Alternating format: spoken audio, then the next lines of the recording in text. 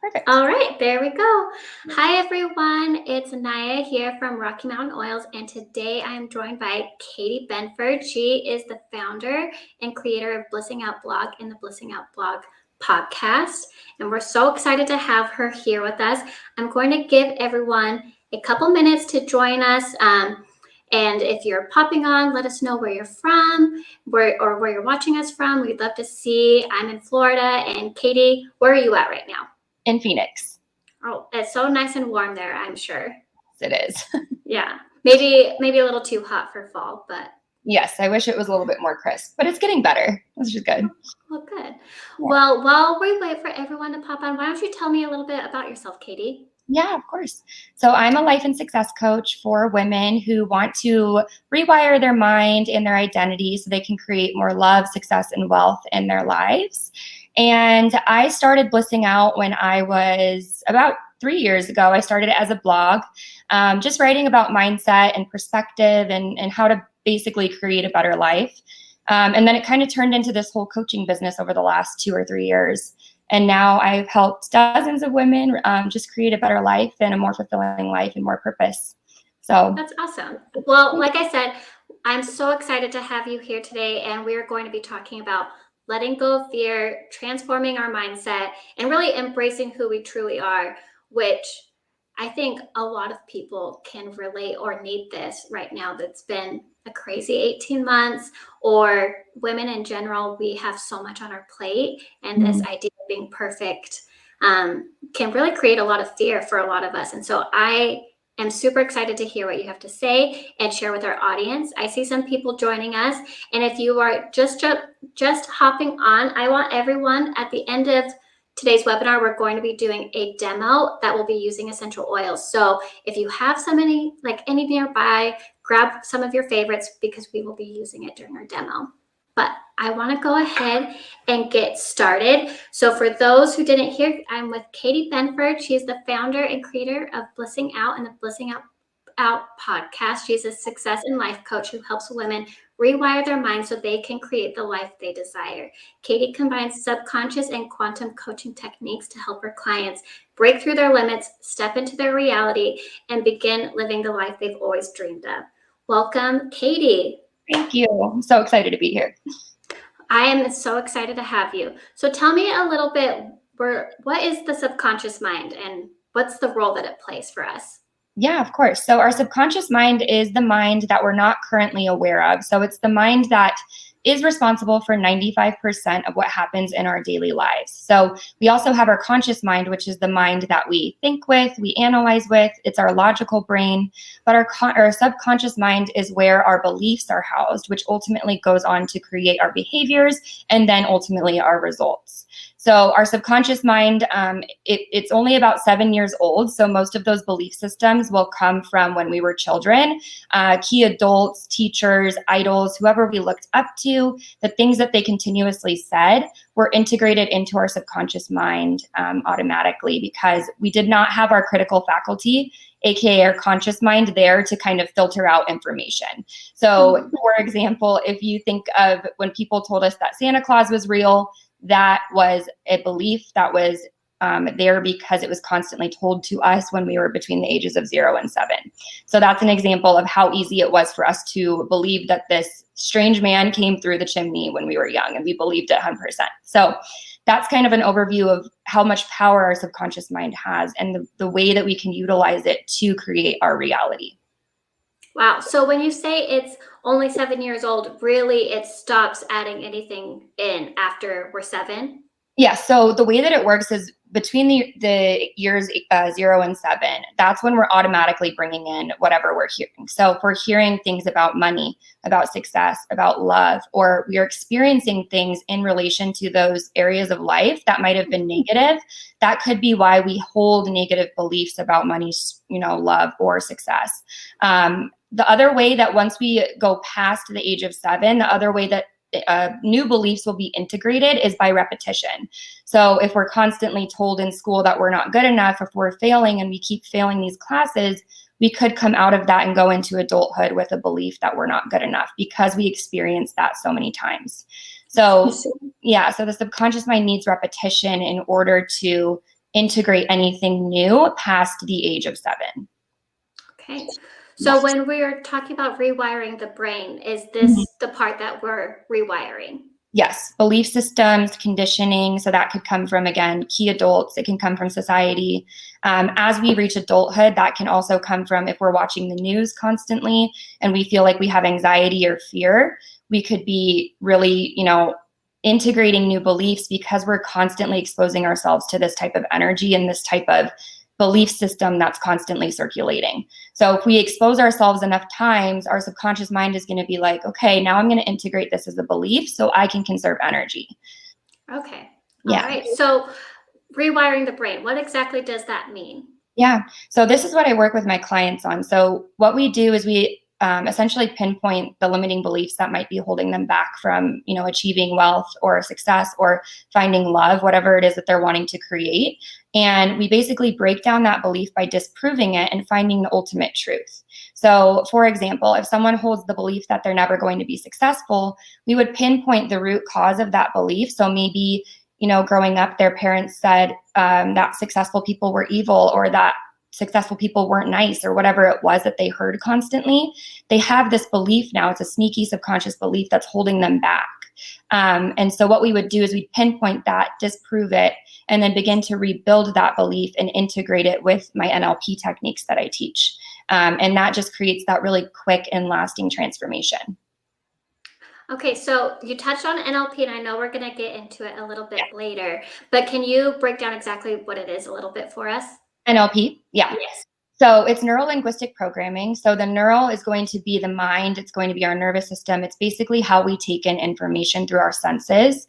And then the linguistic would be the language of the mind. That's how we store information and how we give meaning to everything, basically. And then the program is just going to be the programming of our mind and how it ultimately creates our results.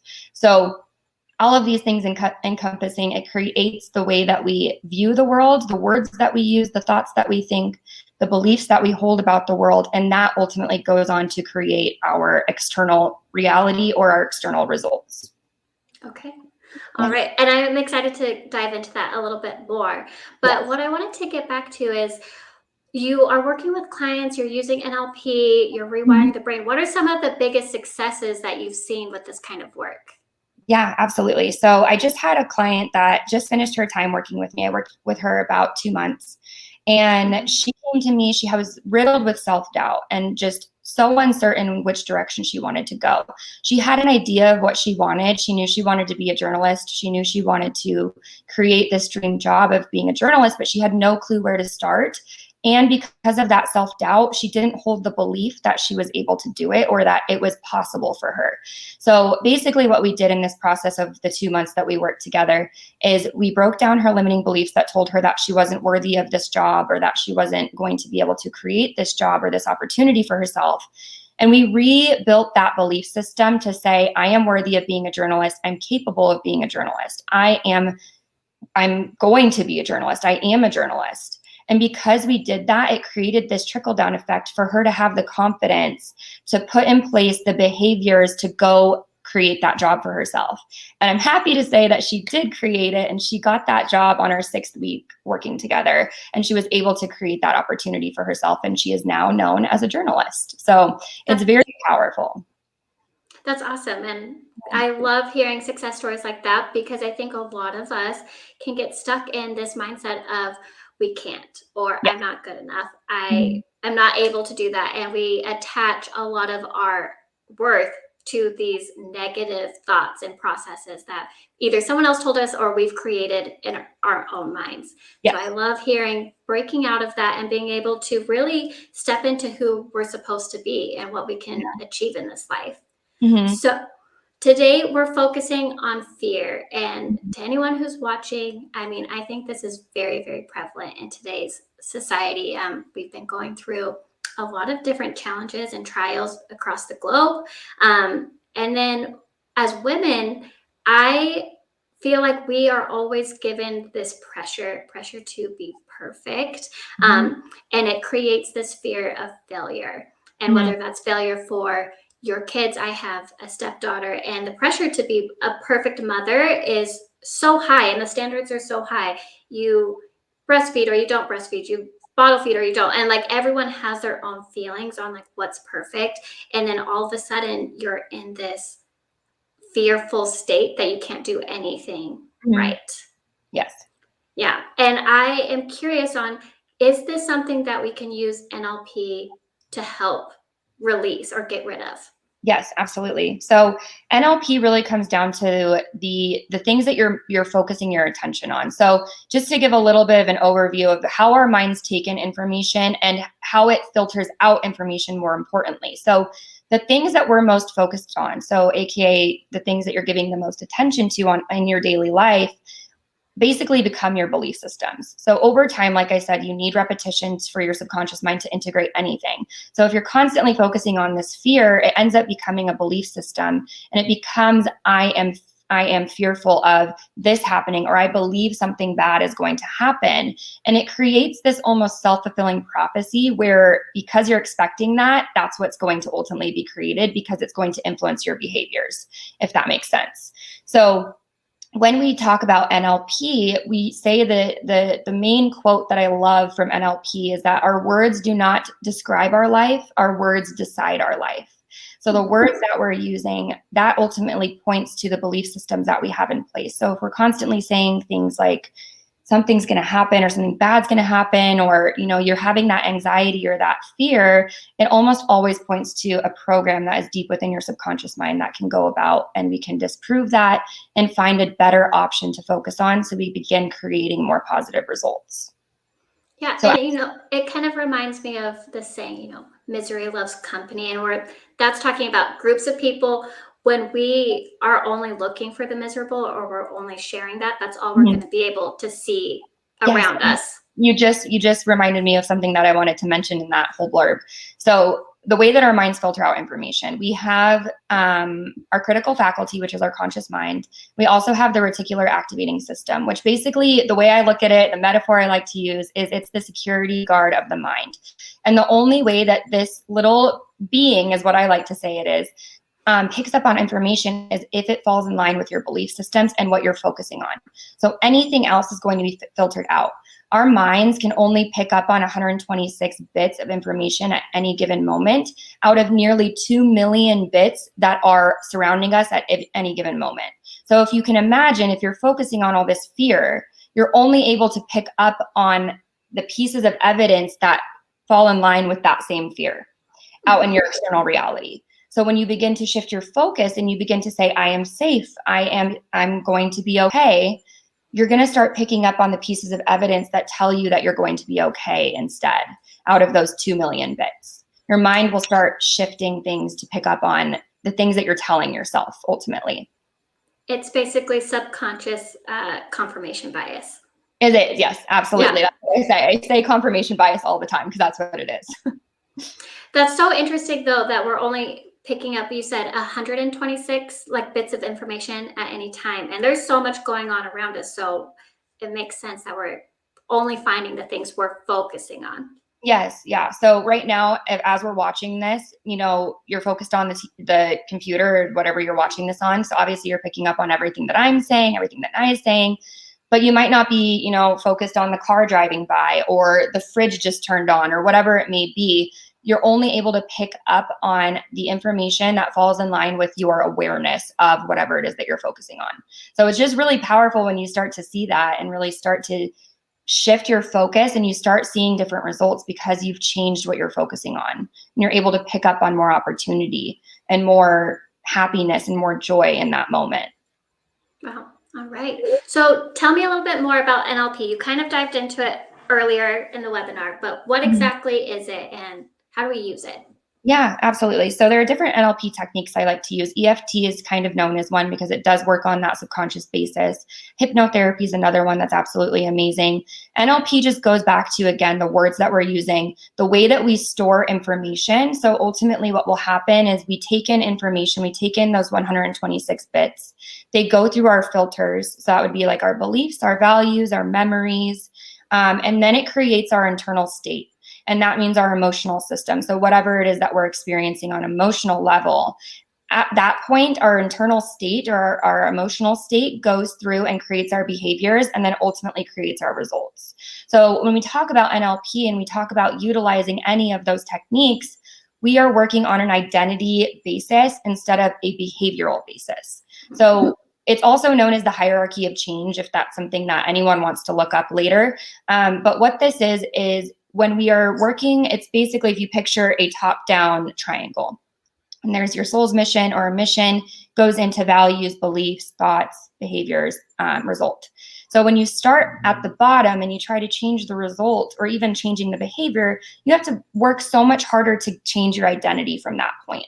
However, if you change the identity, it creates this trickle-down effect, and it ultimately just creates your behaviors and results that much easier, and it's lasting because you're stepping into that identity of that behavior and that result. So it's sustainable as well. So that's why it's powerful. And you were telling me a little bit earlier today about, the basically like losing weight or going on a diet. Yeah. We always typically go right to, I need to work out, I need a diet. And like, that's the behavior to get the result. And we know that diets do not have a very high success rate. And coming at it, you said that's not going to work. Mm-hmm. And your process is to bring you all the way back to the subconscious mind and why you're doing it, finding that why and the reason behind it. Yep. And then from there, at that point, you start saying, okay, if I was at my goal weight, or not even just about weight, but if I was at my healthiest and I felt my best, what would I believe to be true about anything, about the world, about myself, about food, about exercising? What would I believe to be true about the world? You start to shift those beliefs, and that helps you step into that identity. And from there, things shift in the quantum field to bring you that identity and bring you that reality closer to you, which ultimately means that you can quantum leap into that reality, which is really powerful as well. Everything that happens on an identity level, you create such a shift in timelines and just a shift in the frequency that it starts drawing that reality closer to you as well. I love it.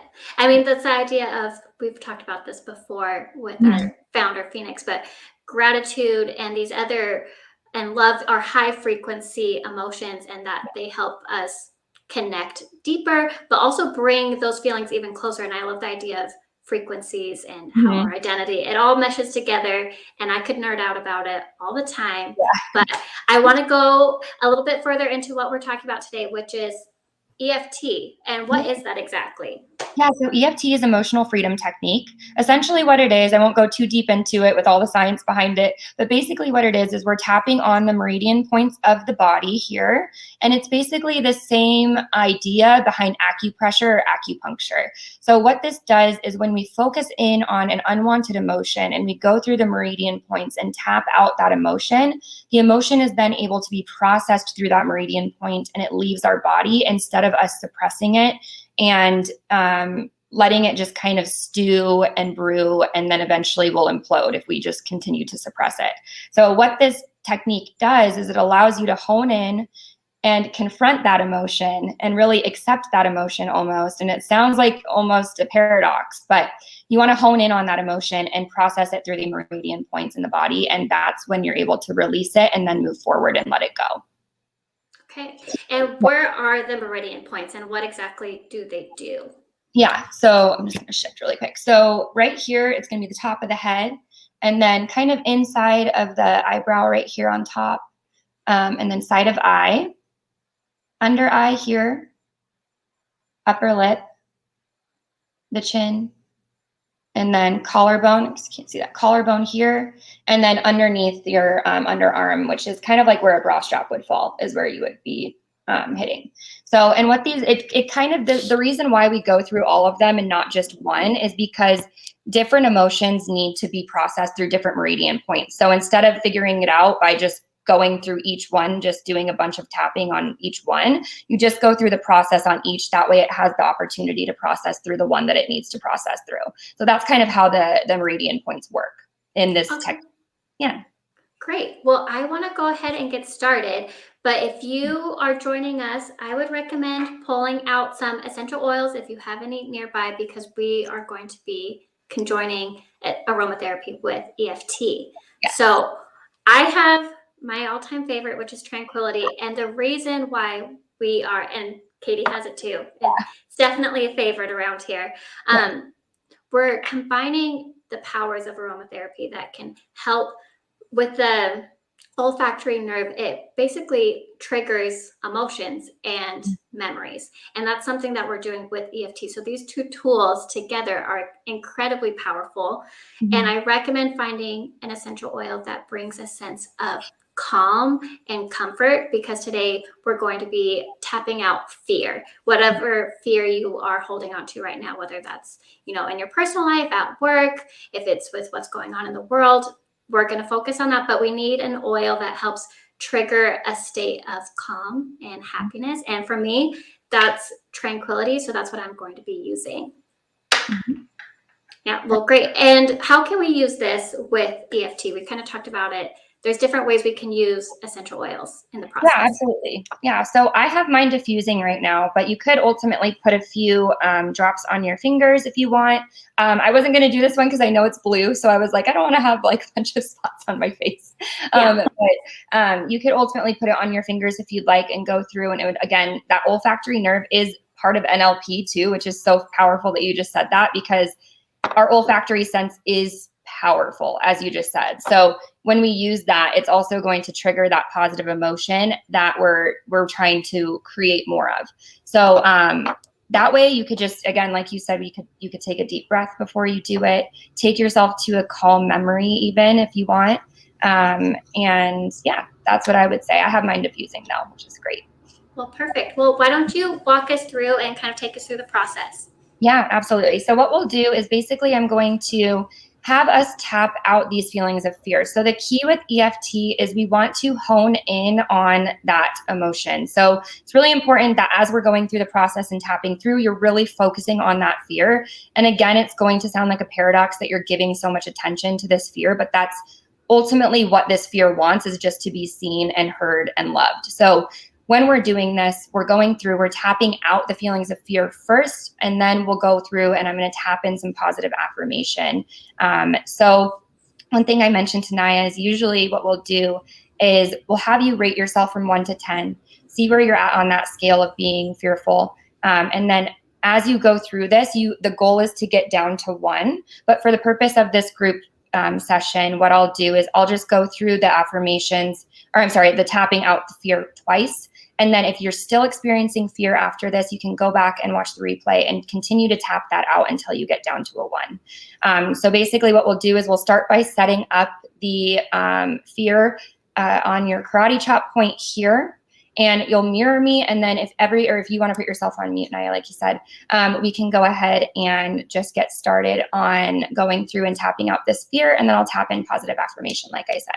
So if you just want to go through, again, mirror me with whatever points I'm tapping on, and then repeat after me when you are ready. So we'll start with the karate chop here, like I said. So even though I'm feeling this fear, I deeply and completely love and accept myself.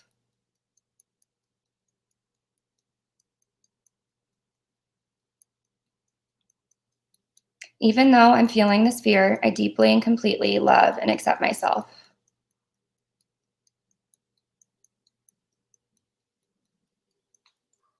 Even though I'm feeling this fear, I deeply and completely love and accept myself.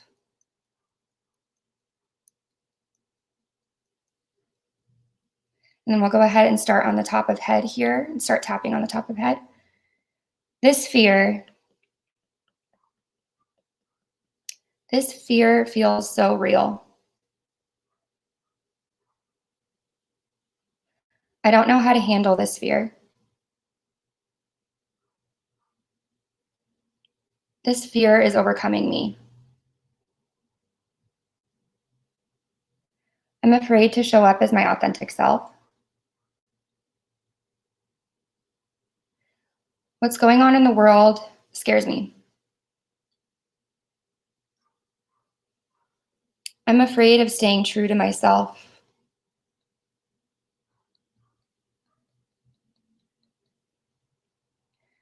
I'm afraid to be myself.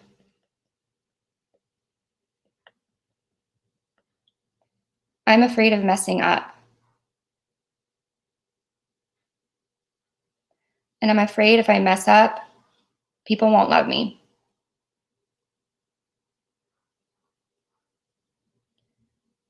I'm afraid of failure. I'm afraid that if I'm not perfect, I'll lose people I love.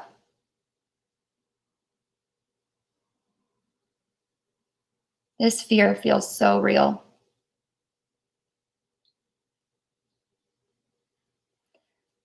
This fear overcomes me.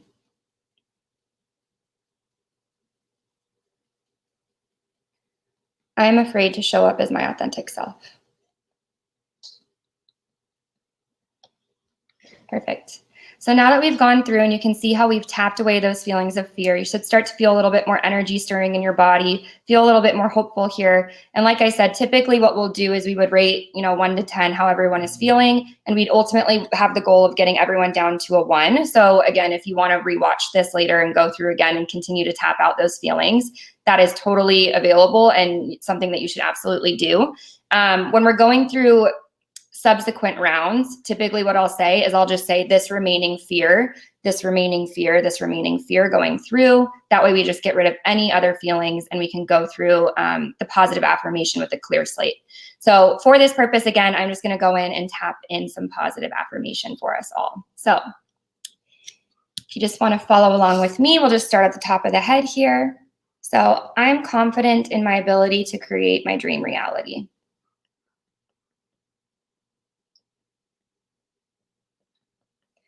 I know I am safe. I show up as myself and I feel good doing it. I am brave. I show up authentically and people love me for it.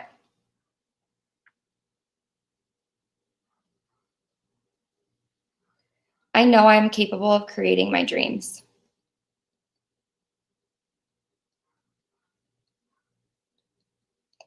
I am sure of myself and it shows.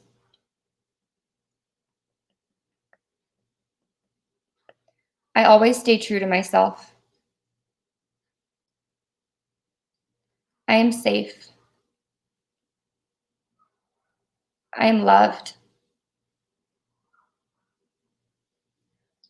I set boundaries so I can remain authentic and true to myself.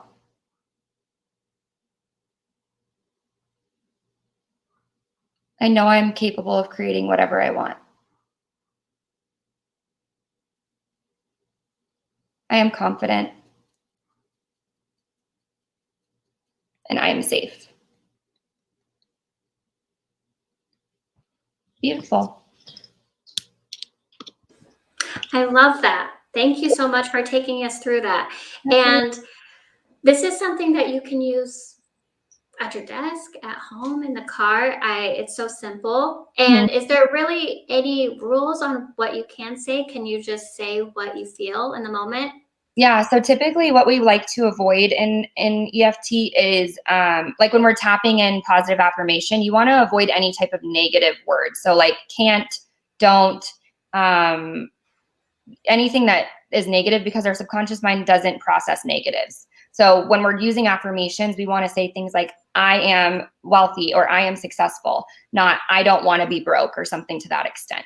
So we always want to remain in the positive and in the present tense. Those are the two, like really the only two rules is remain positive and in the present.